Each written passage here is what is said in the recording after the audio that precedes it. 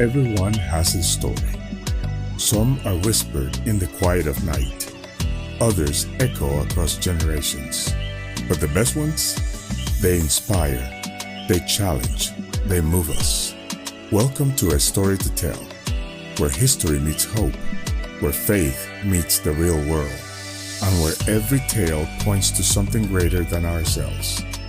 I'm your host, the storyteller, and in each episode, we uncover powerful, faith-filled stories of courage, redemption, purpose, and perseverance. Stories to steer your soul. Stories to share with your kids before bed. Stories you didn't know you needed until now.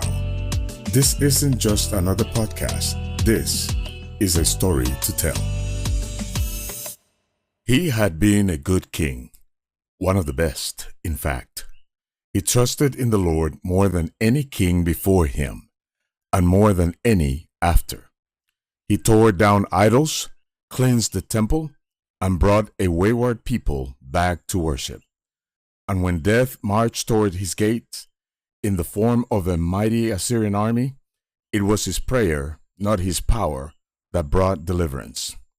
But one day, it wasn't his kingdom that came under attack. It was his body. Hezekiah became sick, very sick. Boils, perhaps, pain, for sure. The color drained from his face, and the strength from his limbs. The prophet Isaiah came to him not with hope, but with finality. Set your house in order, for you shall die and not live. Now, most men would take that as the end. After all, it was coming from God's own prophet. But Hezekiah, he turned his face to the wall and wept.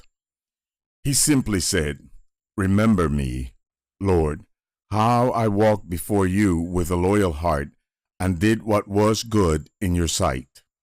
And God listened.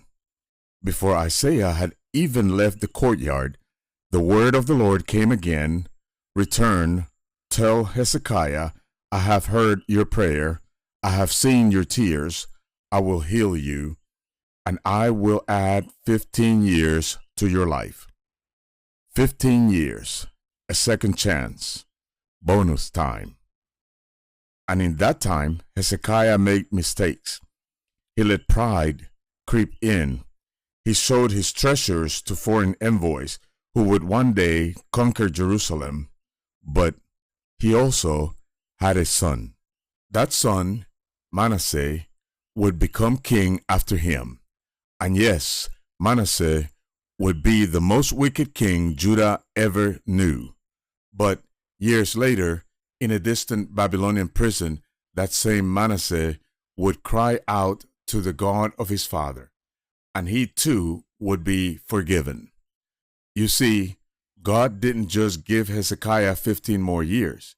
He gave mercy another chance to work. Hezekiah's story reminds us that God hears the honest heart. This wasn't a tale of perfect performance or flawless leadership.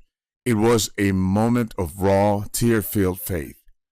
When the mightiest armies threatened the nation, Hezekiah turned to prayer.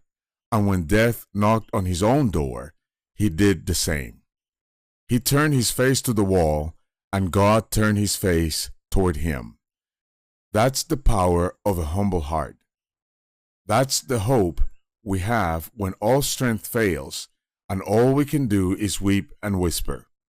God doesn't need polished words. He responds to sincere ones. He sees the tears. He hears the groaning. And yes, he still answers. And those added years, they weren't perfect, but they weren't wasted either, because somewhere down the road, in a prison far from Jerusalem, the echo of Hezekiah's faith reached a son who had lost his way. Mercy found Manasseh, and grace wrote a new ending. So never underestimate what God can do in the bonus time. Even if your story has detours, disappointments, or regrets, mercy still moves. And your prayer today, might open the door for someone else's redemption tomorrow. And now that you know the rest of this story, you have a story to tell.